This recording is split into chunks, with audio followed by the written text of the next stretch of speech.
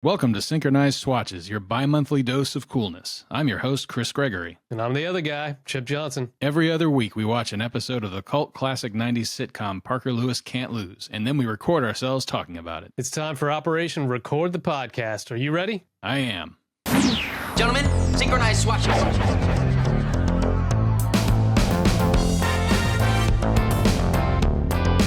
Not a problem.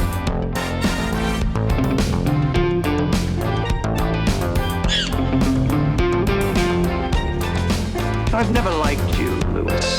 Not a problem. Eat now?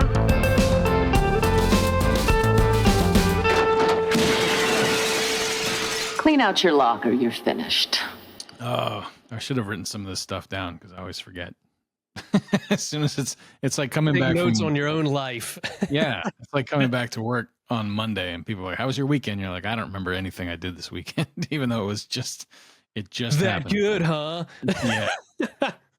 Yeah. I mean, I went to a community fair with my kids yesterday and, for the neighborhood or whatever. And they had animals you could pet. That was pretty cool. There's a little piglet. That was pretty cool.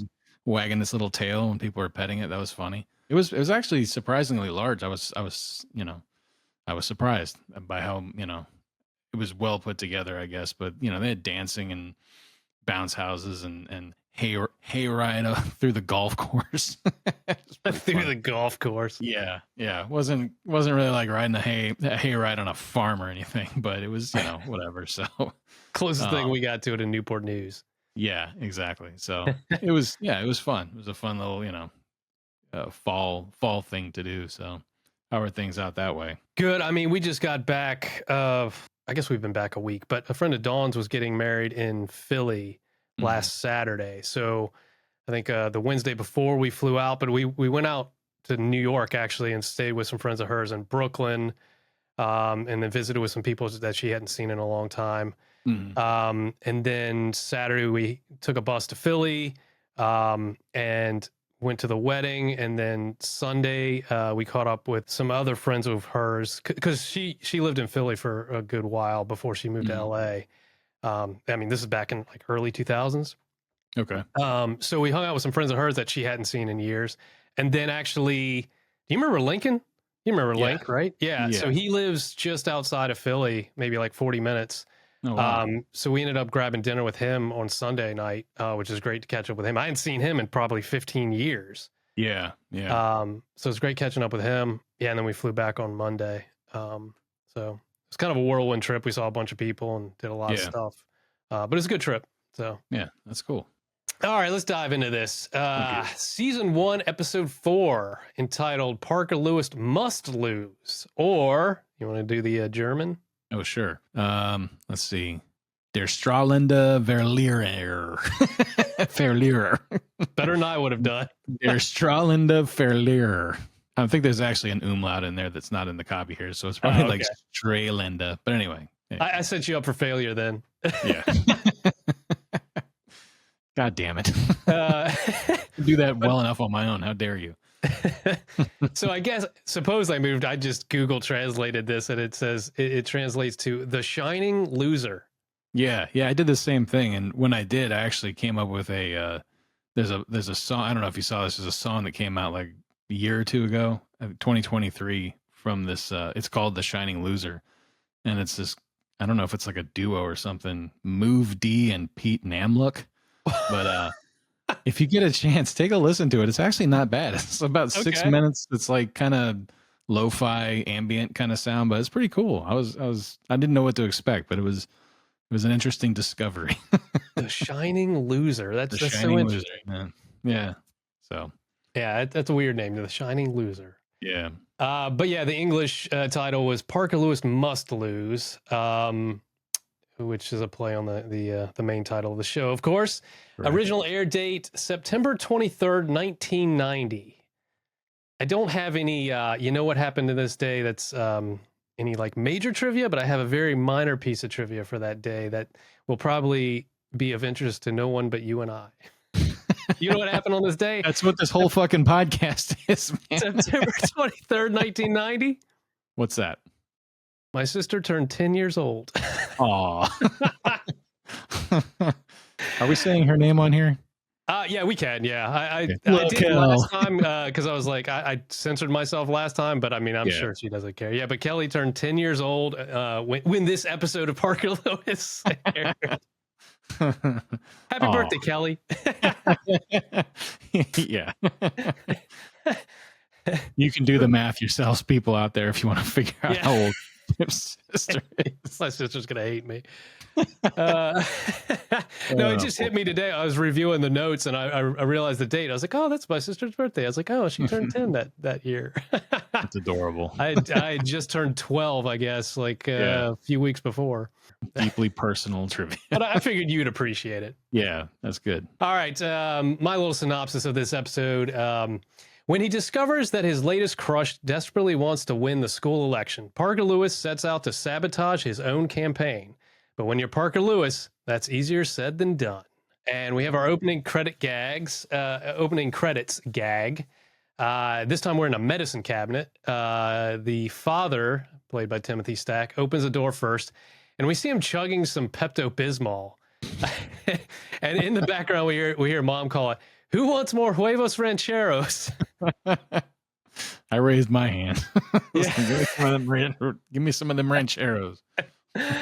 At which point the dad takes another slug of Pepto.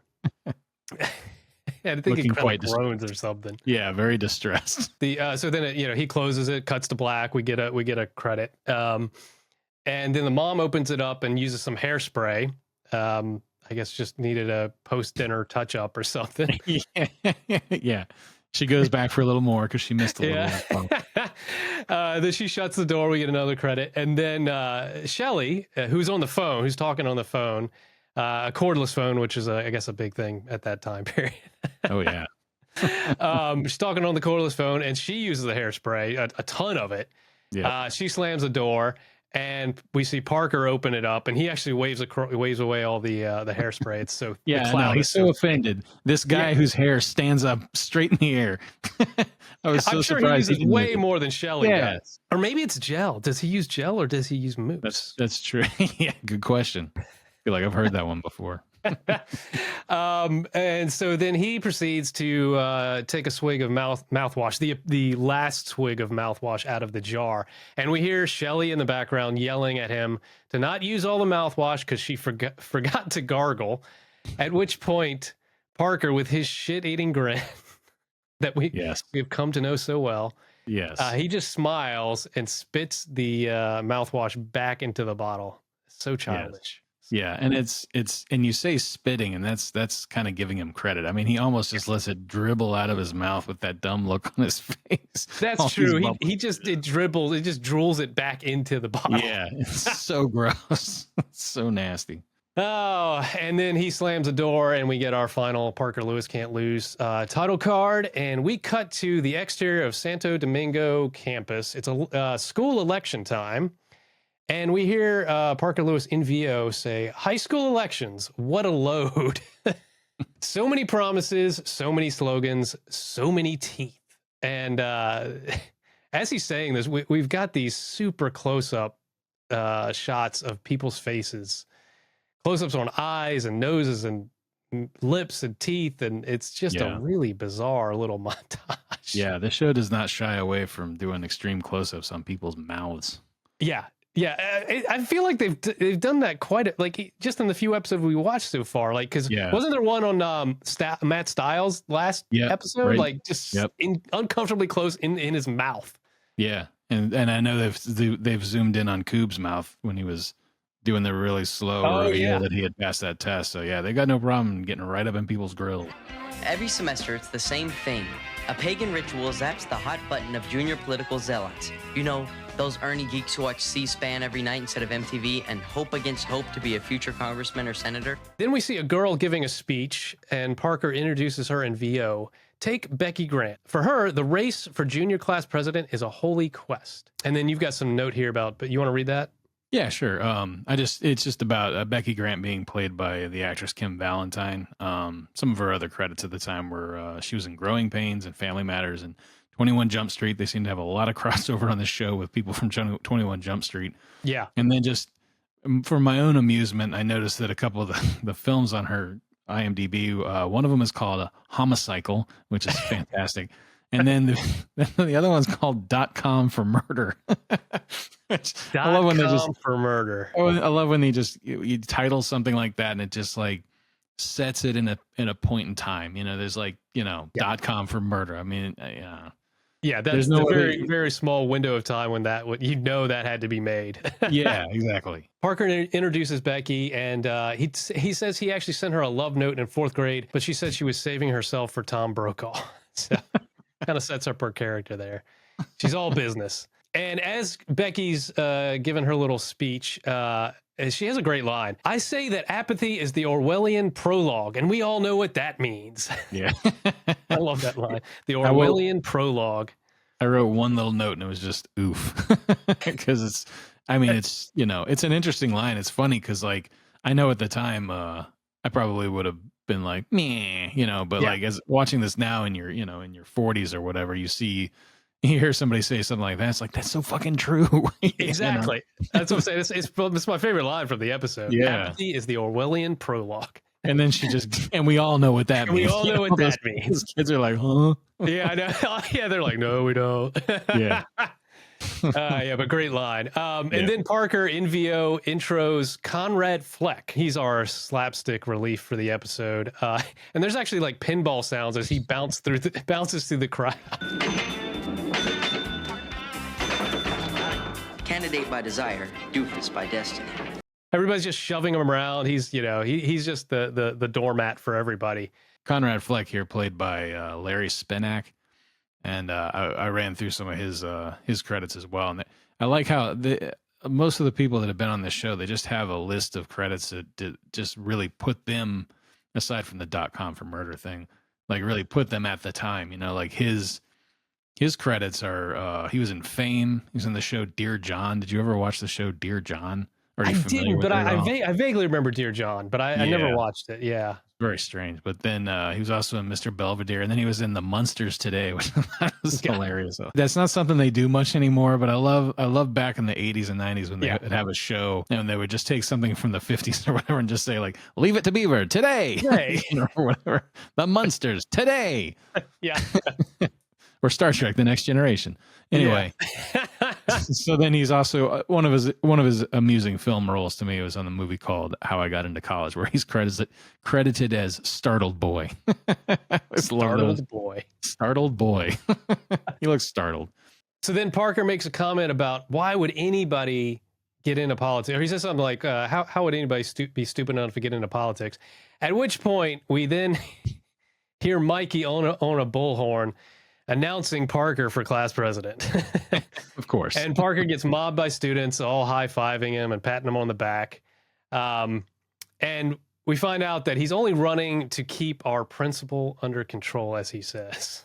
So then we cut to the interior of the school, and we see a stilt walker dressed in an Uncle Sam getup with a vote for Parker sandwich board on that he's wearing, awkwardly making his way down the hall.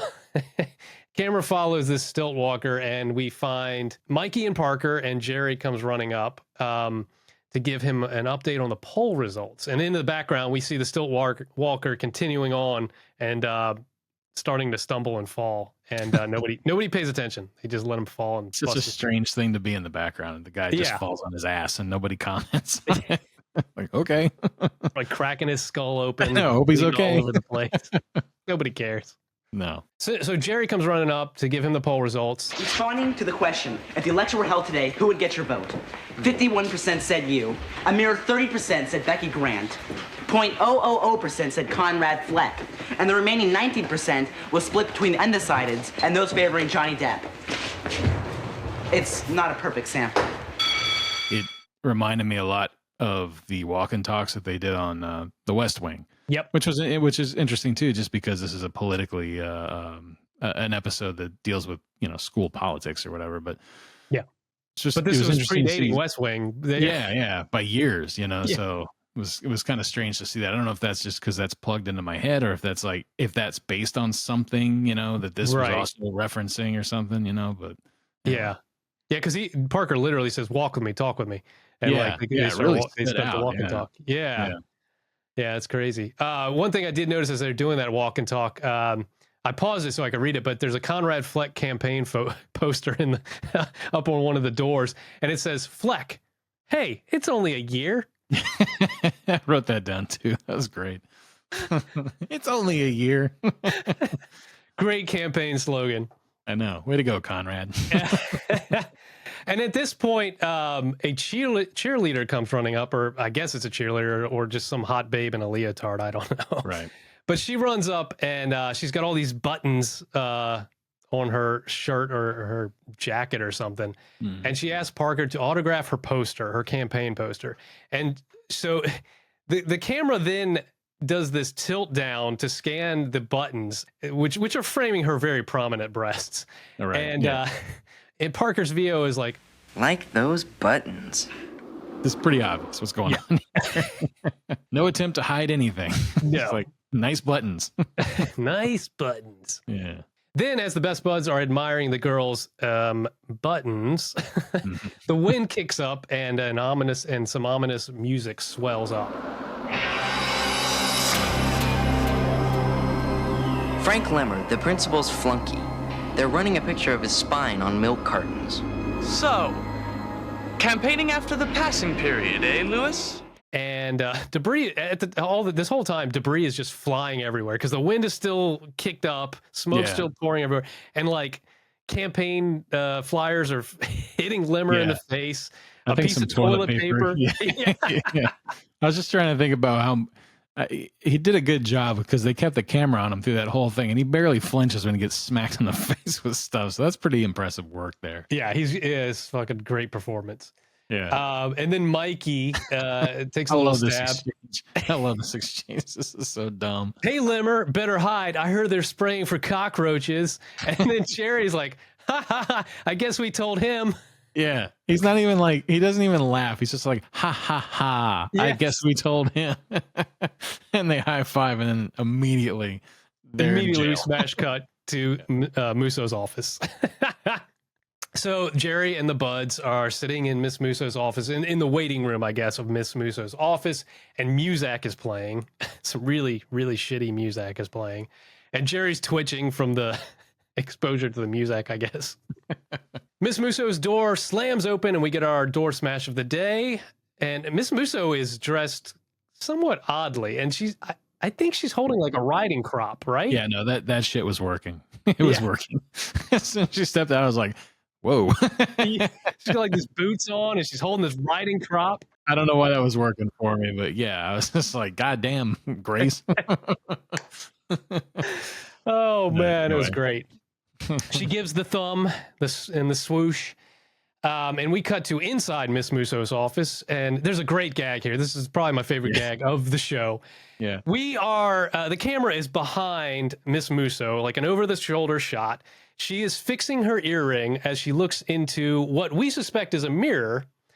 But then as she turns around, we realize, in fact, it is not a mirror. It is just a photo of her in the exact same position, fixing her earring in the exact same clothes. That's just such a dumb Naked Gun style joke.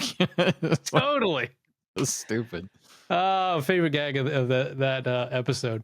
Yeah, it's great. And we hear Parker in VO introducing Grace. Grace Musso, more than a principal, a psychopath with tenure.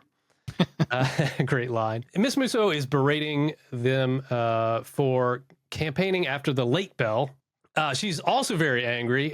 She says that he's only running for office to exploit the perks that come with the position. And then we have a quote here from Musso, which I love. Silence! Oh, I can tolerate a lot of things on this campus. The smoking in the girls' room, the fist fights, the way the boys on the basketball team are always leering at me. At which point, the camera starts slowly scanning down her body. Second, body scan weve had of this episode. Yeah. And she's she's moving her hands down her hips. She's moving her hands all weird, she's imagining the basketball team leering at her, and she's not completely hating it. Yeah. I don't know what's going on there. Protesting a little too much there. Yes. But yeah, the camera's scanning down her body. She's kind of caressing herself. Yeah. And then the camera shoots back up to her face as she yells, "But the last thing I want is Parker Lewis to be the next junior class president." She proceeds to say that she will even bribe him to drop out of the race.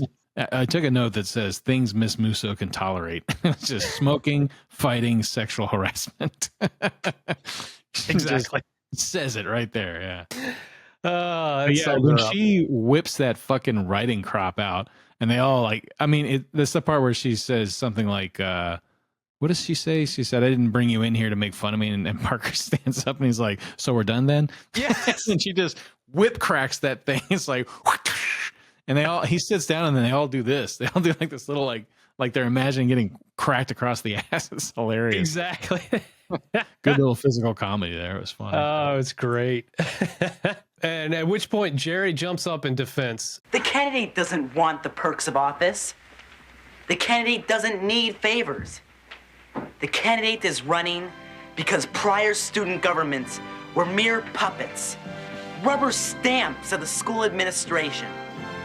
The candidate is only running to restore independence and high moral character to the office. That's sick. Yeah, Miss Moose, that's sick. That's her only responsible thing. Oh, man. So we cut to the best buds walking down the hallway and into the cafeteria, at which point Parker is mobbed by paparazzi, and a very 90s-ass girl on rollerblades skates by for some reason. Yeah. Just if you got rollerblades, 90s. if you got rollerblades, you're 90s as hell. Well, she had that like very like neon green cap too, Yeah. and she had the spandex. I mean, it was 90s as hell. Yep. And as we are in the cafeteria here, I guess the guys are getting lunch. My latest poll has Becky Grant down 2 points, both of which I'm happy to say you picked up, sir. Friday, if you want, the drill team will spell out E pluribus Parker at halftime. We're already ahead. Let's not run Becky into the ground. Since when did you catch a fever for Becky Grant? I don't have a fever for Becky Grant. Parker denies having a fever for Becky. Yeah. Like a little boy, like I don't have a crush on Becky. What Yeah. And there's a moment in the cafeteria because I think Parker then asks him like, "Well, how's Conrad Fleck doing?" And we whip over to Conrad Fleck, still bouncing from people, person to person, in the cafeteria. And this time he bumps into Kubiak, which we know is not a good thing. Right. Who's eating his lunch? Yes, of course, Coob's eating lunch, and like he bumps into it. And I think he drops his lunch. And it's like the nastiest like sound, like he drops. And I don't think we see what he's eating, but he drops whatever it is, and it just makes the nastiest fucking. Whatever splat. it is fucking moist. It's moist. And at which point, of course, the music stops. The commotion stops. Everybody stops and turns as they are wont to do with Kubiak. And Kubiak gives Conrad Fleck, I guess it's an atomic wedgie. Would you define it as atomic? At first, I was thinking that that's when you when you grab somebody in the front and pull it up. Yeah. But then I realized, no wait, atomic wedgie is what he does. He pulls it up, pulls his underwear up and over his head. Yeah. And that's the atomic wedgie. The other one is called a Melvin. When you grab the front and give them a wedgie in the front and destroy their genitals. That's called a Melvin. I think I do remember that now. Yeah. Oh, that's great. Coob did not Melvin Fleck. He gave him an atomic wedgie. Oh God! So at which point Fleck waddles away with some weird squeaking sound effects or something. Yeah. I don't know what's going on there. Probably his ass cheeks rubbing together. And then we hear Shelley off screen giving out Parker Lewis buttons. And this, of course, raises alarms for Parker and the buds. Literally raises alarms because we start hearing an air raid siren, and we cut to black and white footage of air raid footage. Yeah. Like planes overhead, people like manning their guns on the battleships, and then kids duck and cover under their desks. Really over the top shit. They're really starting to lean into the just the goofiness of the show at this point with these cutaways. We cut back and see that the buttons that Shelley is hawking are all bad, actually. Parker Lewis stinks. Parker Lewis reeks, stuff like that. So Parker asked Mikey if he wouldn't mind going on some pest control. And he is excited about it. And he is so fucking intense. He's like, I'm on it. Like, what's he going to do? He's going to go over there and fucking murder her or something, you know? And he goes after her, and then she just kind of gives out, like, Shelly sees him coming and like gives out a yelp and runs. Yeah. And then, so this is weird. And Parker then, so Mikey's out of the picture. Mikey had dropped his lunch tray on top of Jerry. So Jerry's carrying 2 lunch trays now, I think. And Parker's got his. And Parker turns to Jerry and says, shall we? Like, let's go eat. At which point, Jerry says, I got to go get more peas. And yeah. I don't know what that was a reference to or why he was doing that. There's no callback to that. I feel like if it was a setup for something later, but it never paid off. I'm just like, what? I wonder if it was. Go ahead. Sorry. I was going to say, even Parker spikes the camera and kind of gives a weird look, but there's no payoff for it. It's so weird. Yeah, it was weird. I was wondering if maybe they were just like, we got to get Jerry out of the scene. And they couldn't figure it out. So they're like, why don't we just have him go get more peas? I don't know. That had to be it. They had to be in the writing room like, we got to get rid of Jerry. How do we get rid of Jerry? Yeah. Send him for peas. Yeah. Jerry loves peas. Jerry, we're building his character here. Yeah, exactly. It's called layering. It's texture. Oh, God. But anyways, Parker proceeds by himself, and he then runs into, or he sees Becky Grant giving another speech. A vote for Grant is a vote for democracy. Who says the student council has to be a puppet of the administration? Who says we have to settle for mediocrity? A strange feeling is sweeping over me. I'm not proud of it. I'm not happy about it. But it's there. Vote for Grant. It's respect. I'm not happy about it, but there it is. It's respect. Not proud of that. Should be ashamed of that. So anyways, we cut to the hideout, the little the Best Buds hideout above the boys' gym where they got all their gear. And we hear Parker say, over the years, the Parker cam has been many, many places. Classrooms, closets, locker rooms, which is a little disturbing. I say this show loves cameras in locker rooms, man. They do. Shelly's always hiding out in the boys' locker rooms, taking pictures. That's not okay. This is not okay. Even in the 90s, this is not okay, guys. Yeah. He proceeds to say, now it has boldly gone where no Parker cam has gone before, which I don't know why. It's just in another classroom, but whatever. Mikey and Jerry are spying on Becky and what I'm guessing is her campaign manager. Yeah. And Parker is acting appalled. He's like, I can't believe you guys are doing this. This is, I'm so disappointed in you guys. And then Mikey says, she's talking about you. And he's like, turn it up. We hear the campaign manager, Becky's campaign manager, essentially say that they've lost. Parker is unstoppable. At which point Mikey gets really excited. Did you hear that, Park? Yeah. Unstoppable. He's like, I guess I can let your sister out now. He takes off to let Shelly out from where he's keeping her. Yeah. And Jerry says, I'll help you, Mr. Randall. That dumpster lid is pretty heavy. Yeah. So, we find out that they took Shelly and threw her in a fucking dumpster. Again, just a cheap way of getting rid of Jerry, because I'm sure Mikey can lift a fucking dumpster lid up by himself, but whatever. Yeah. Oh, maybe it looks heavy to Jerry because he's weak. Yeah, this is true. Yeah. Jerry would need help. Yeah, he's probably been in a dumpster a few times. He can't get out. Yeah. Oh, man. So at this point, Jerry and Mikey leave, and Parker sits down and watches the Parker cam, and he gets some insight on Becky's need to win the election. It's actually like her higher purpose. It's pretty much all she's about. So we hear him in VO say, oh, great. Doesn't this make me feel wonderful? This terrific girl gets her whole sense of purpose punctured, and I'm to blame. The way I see it, this cuts one of 2 ways. If she wins this election, it would be just the start of a brilliant career in public service for Becky. Congress, the Senate, maybe the Supreme Court. But if she loses... And then he proceeds to say, if she loses, and we have a cutaway of Becky robbing a bank. Yeah, with the ski mask, and all, and like a giant 45, man. Yeah. Like it's Clint she goes around the corner. Shit. Yeah, she goes around the corner, immediately starts pointing it at everybody who's there. And then almost runs into somebody trying to get into the place. Like, she's not a very good bank robber. No. So obviously, if Becky loses this high school election, it's going to ruin her life, and she's going to turn to a life of crime. Yep.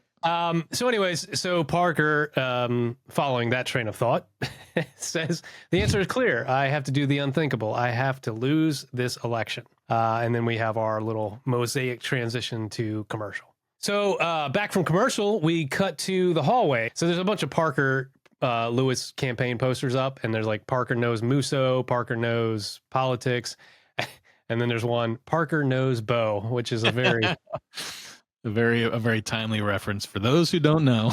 Yes. In 1990, there was an ad campaign for Nike, I think. I think it was Nike, yeah. Yeah, where I think Spike Lee was in it, and he Yeah. was just talking about all the different things that the two-sport athlete Bo Jackson knew, and that was the whole gist of the commercial campaign. Was Bo knows football, Bo knows baseball, Bo knows jazz, or whatever. Yeah. Bo knows everything. So then, so now we've got Parker knows Bo on a poster. So then, he proceeds to convince the best buds to get on board with his idea of throwing the campaign. What'll me, being class president, give us that we don't already have? Access to the roof, unlimited hall passes, cheerleaders who find us irresistible. If anything, we'll have a better time. And why?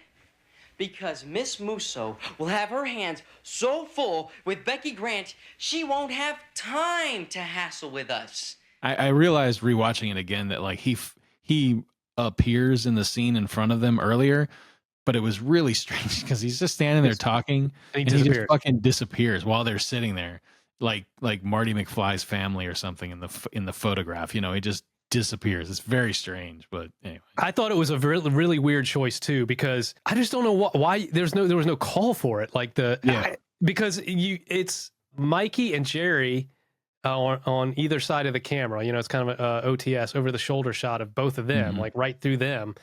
And there's an empty space, and then they cross dissolve Parker into the shot. He starts talking, and then he cross dissolves out. It's so bizarre. Like I don't. Yeah.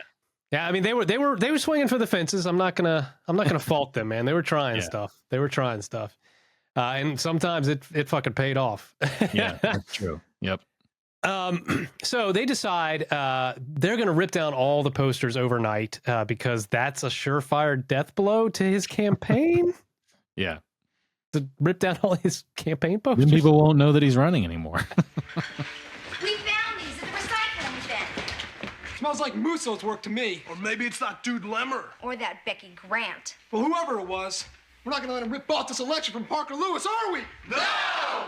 It's just a wide assortment of characters, including the cheerleader buttons from before, and a bunch of jocks, and just a whole swath of the student body, including a poor man's Meatloaf. Yeah. Did you notice that guy? Yeah, that guy was the one with the line or whatever. That was. Maybe it was the guy Lemmer. That guy was my favorite fucking character. Oh, great voice. Yeah. But they all assume it was either someone like Musso or Lemmer or Becky Grant sabotaging Parker. They, of course, don't suspect Parker and the best buds. Right. So they pitch in to get all the posters put back up, and it's just a little montage of them just slapping these posters all back up the hallway. It turns out now Parker is now up 5 points because of this stunt. Parker decides then he's going to badmouth the football team because that'll do it, but that backfires too because it inspires them to win the next game. Apparently, gets them so riled up they fucking kill the opponents. They look very upset, and then all of a sudden, then we see the newspaper flash onto the screen saying, Parker inspires or something like that. Yeah, inspires big win. Yeah. At which point Parker then says, "Well, so much for Flamingo defamation plan B." We cut to Parker and Mikey at the locker talking. It's a cool, we're inside the locker opens and we see the two of them. Mikey's like, "Hey, Parker, lighten up. It's not over till the fat lady sings." And then Parker makes a Roseanne Barr joke. Yeah. It's another one of those things like the Bo Jackson campaign where it's like you and I get that, but like, I wouldn't imagine anybody you know, now, I mean, that's a reference to, and it happened. I actually looked it up. It happened like only like 2 months before this episode aired. Oh, But wow. The San Very Diego timely then. yeah, for whatever reason, the San Diego Padres invited Roseanne Barr to sing the national anthem before one of their baseball games on July 25th, 1990. And she did predictably a terrible, terrible job, like notoriously bad. Like people were booing and throwing stuff. And, you know, it's one thing that she's known for, you know? Yes. So Yeah. that's the reference, you know, to this, when they mentioned, I mean, aside from the fact that she was also a large woman at the time. All right. So, yeah, after the Roseanne Barr joke, Mikey comes up with the idea of handing out the Depeche Mode tickets that they were going to sell as bribes to get votes for Becky. And I just thought about this too, because Parker's parents work at Mondo Video, and of course they sell concert tickets there at the video store, like they used to. Of course, that's a weird thing to think about now, but back in the 90s, they did that. Like, you'd go to a video store. There's numerous places you go and buy concert tickets. But we actually saw an earlier episode because it was the Billy Joel tickets, I think, was being bought. That he was selling. So anyways, I was thinking, is Parker skimming concert tickets off of his parents' video store? Suggesting he's ripping his family off. I don't know. It just occurred to me. I was like, kind of suspicious.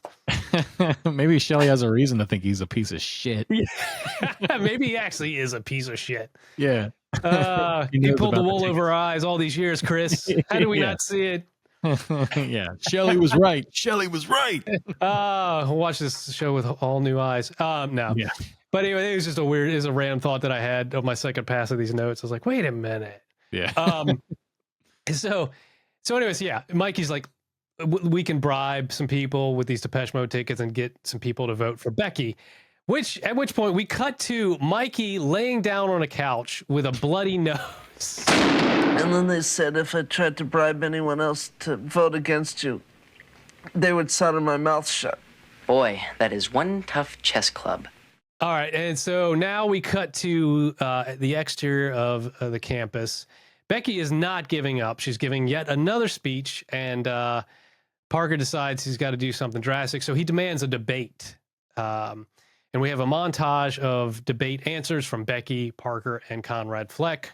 So Parker tries to say everything wrong in the debate, but it still backfires. And he actually says, "I'm not going to do anything." Yeah, that's his closing pitch. Is I'm not going to do anything. Everybody, they start off chanting his name when he's speaking, and by the end of that scene, the crowd is chanting Parker while Becky's trying to speak as well. So he's trying his best, but it's having zero effect. Yeah, they're just following him blindly. Yeah, what a surprise! The fucking electorate's just following this jackass blindly. Yeah, because that never happens. Amazing. And in VO, we hear, because Parker Lewis realizes that this is not working. Yeah. And we hear in VO, memo to Dukakis, next time try to lose. Which of course is another very timely reference at that time. That's only 2 years old at this point, I guess, right? I guess he was the last nominee before this episode, the last Democratic nominee at least. Yeah, because this was 90, so I mean, he lost in 88, November of 88. Yeah, so it was the last loser of an election, the latest loser of an election they had. So then we cut to the hallway, and Parker finally tells Becky how he feels about her and that he wants her to win. Of course, she shuts him down because she assumes he's up to something, and she walks away. Which is understandable. Yeah, it's Parker Lewis, for God's sake. Yeah, so she doesn't even believe that he's got the hots for her. Right. It's all a ploy. She's saving herself for Tom Brokaw. Still. So at this point, we cut to Mondo Video, the aforementioned Mondo Video, his parents' video store. And his mom says, well, Parker, honey, why don't you just drop out of the race? And Parker proceeds to tell her that it'll do no good because Jerry's latest poll says, and we smash cut to Jerry in a campaign hat, drowning in a sea of paper printouts. If you took yourself off the ballot, you'd still win on write-ins. In fact, sir, according to those responding, if you were arrested for stealing from an orphanage, got sentenced to prison without chance of parole, and got killed while trying to escape, you'd still win by 17.8%. This is all very funny back in 1990. Yes, exactly. It was all very far-fetched back then. Very fucking fucking funny, Jerry. But I love that he's just, he's in his little laboratory doing all like crunching the numbers, and he's got all these paper printouts, and it's the old school paper printouts with the freaking sprocket holes on the side that you tear off. You remember the old printer paper? Yeah. Then we cut to the exterior of the school. Parker and the Buds decide to bribe students with CDs. For you youngsters, those are compact discs. I think people know what CDs are. It's not that old. They were the physical form of MP3s, kids. You could hold them in your hand. Yeah. I don't know, man. I'm out of touch. I don't know what these kids know nowadays. Yeah. I mean, people are all about that tactile media these days, Yes. Flashing back and buying tapes and shit like that. So yes, I like I'm sure CDs will have their moment. Yeah. I love physical media. How many so far? Well, 16 voters. Everyone else on the nurse's office list is scheduled for surgery. Oh, they don't like CDs? They roll a guy by on a gurney in a full freaking body cast. Yeah. And they hand him a CD, and he's like, do you remember this guy? Yeah. Is he the Aerosmith guy? Yeah. Whoa, Aerosmith, cool. Yeah. Aerosmith, cool. Face it, Park. You're the next class president, whether you like it or not. For you to blow this kind of momentum, it would take an act so ugly, more heinous than this school has ever seen. Forget heinous. It'd have to be an atrocity. And we hear in VO, Parker's like, an atrocity? Coming right up, at which point we smash cut to Miss Musso's face on video. Mm-hmm. And we pull out wider to see that we are in the Best Buds hideout.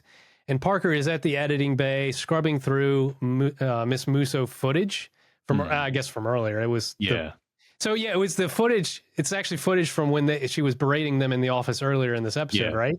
Yeah. So apparently they just fucking record everything. They film everything. Yeah, they have cameras everywhere. And so Parker, he's doing the furious editing thing, and then he's like, Jerry, get the tape ready, and like he turns to Jerry, and Jerry is like right there, close.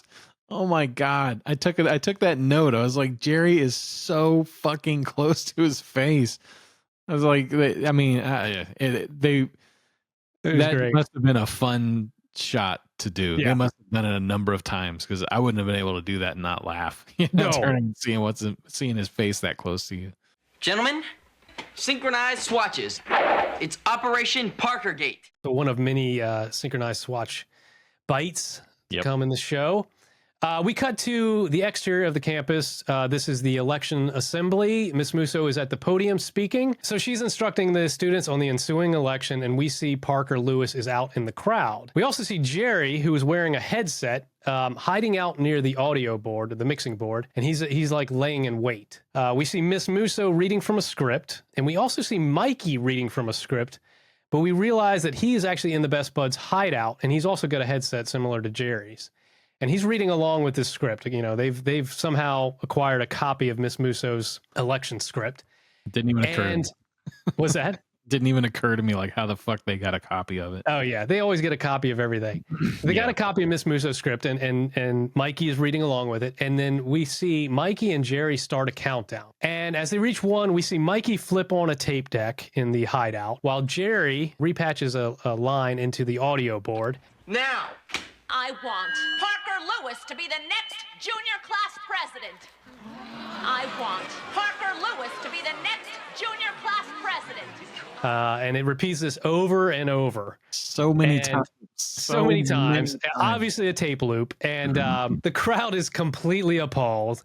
And they just assume that she is actually saying this into the mic, even though they don't see her lips moving. Yeah. And then the crowd just disperses in disgust.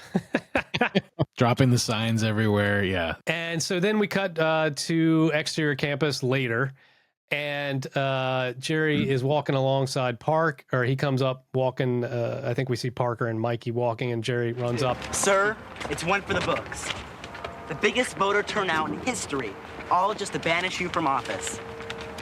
I'm touched. According to the final count, you came in dead last. Becky Grant beat you. Conrad Fleck beat you. Fleck beat me?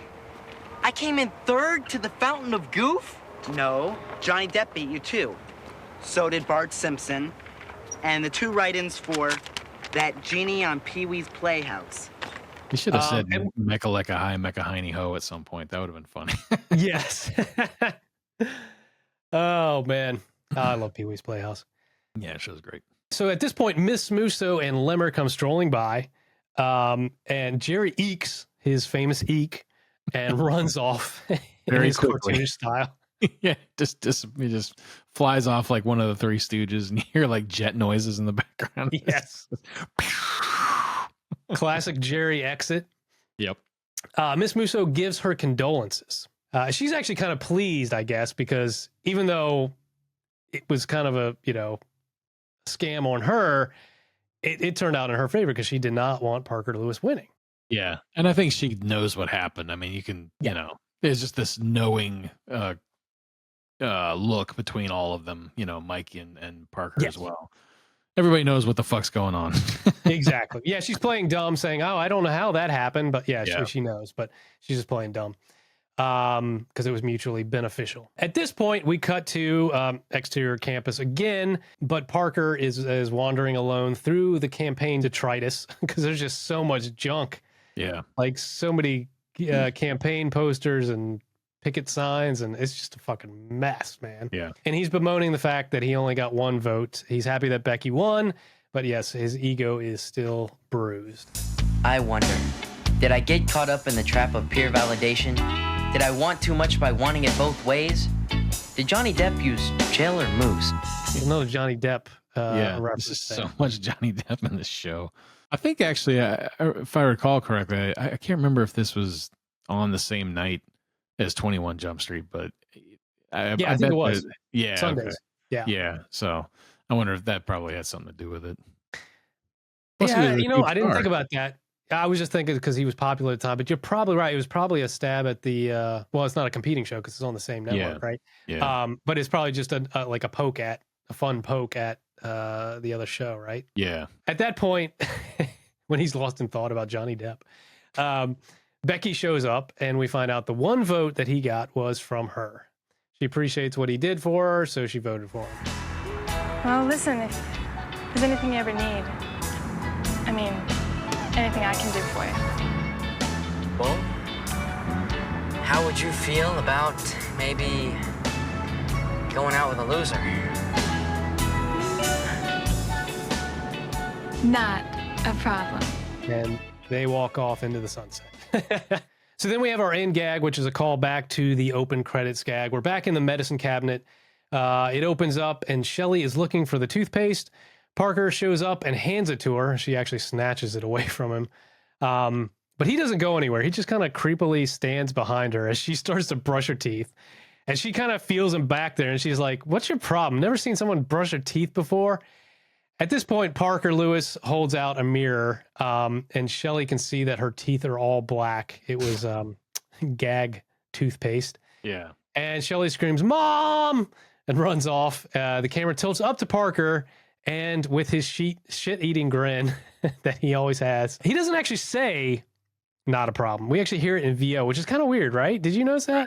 Yeah, that is strange. It's like he's just smiling creepily at the camera, and in VO, we hear him say, "Not a problem." Yeah, they forgot it. That's why they shot that whole thing, and they're like, "Oh fuck, we didn't end with him saying that fucking line." So, yeah.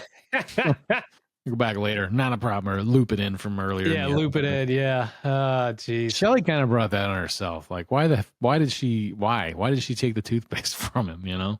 Yeah. Of course, it's bullshit toothpaste. So what were your thoughts on this episode, man? I liked this episode. I thought it was funny. It wasn't quite as packed full of jokes as a couple of the other ones that we watched, but watching Parker try to lose was pretty funny. All the things he tried to do, like finding the effective method for turning off the electorate by getting an endorsement from Musso, whether it was, not real, obviously, but yeah, it was an interesting, I mean, it was a fun way to end that, I don't know what the hell they were doing looping her so many times. That was so like, you hear it 1 or 2 times and you're just like, oh, this is starting to grate against me, but I liked it. What did you think of it? Yeah, it was a fun one. I did notice though that kind of miss Coob, like, because we have that quick moment with Coob, the atomic wedgie, but like I'm like, man, I want more Coob, man. Yeah, I need more Coob in my life. I noticed that too. I noticed that when I rewatched it the last time, I was like, oh, this is the first one we've seen that didn't have a whole lot of Kubiak in it. You know, that was a fun episode. But yeah, I could use more Coob. Yeah, definitely, and more riding crop. Yeah, more Miss Musso in her riding crop, man. That was more Miss Musso with her. Actually, a little more Frank would be all right too. He wasn't really in this one much, but I always think of that too. Like there's a little bit of that moment with the wind and the smoke and all that, but you know, we need more Frank Lemmer too. Like that's scratching no, of the there's no fingernails on the chalkboard. Him, and I love that stuff. All right, so next time we'll be watching episode 5 of season 1, which is entitled "Close But No Guitar." The IMDb synopsis reads thusly: after the day from hell, Mikey has finally had enough. With no post-high school plans, he finally figures that he might as well drop out. Now he's trying to make it as a musician, and Parker and others from Santo Domingo must intervene to help Mikey see the error of his ways. Is there really anything left at Santo Domingo for Mikey, or is the life of a dropout the best choice? I watched that one. That's a good episode. I did too. I'm looking forward to that one because that one has a lot of funny shit in it. My brother's a dead man.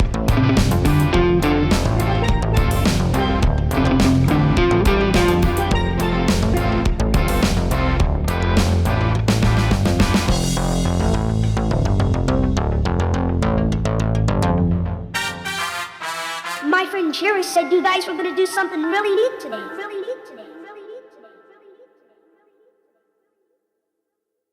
Shelley was right.